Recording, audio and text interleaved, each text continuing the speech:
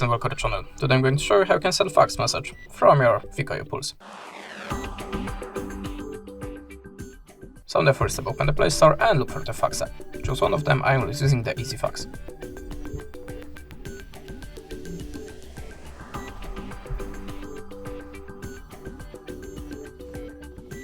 Click Allow, click on the plus and choose the source of your document, like something from the gallery. Click Import. Now you can add this shape to the document, and if you're ready, click the arrow icon. Now you can choose the filter for your photo to make it more visible for the receiver.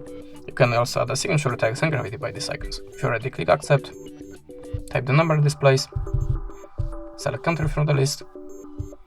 And now, if you want to send the documents from this list, just get your free credits or buy it and click on this button. And that's it. Thanks for the watching. Leave us a subscribe or a comment, and goodbye.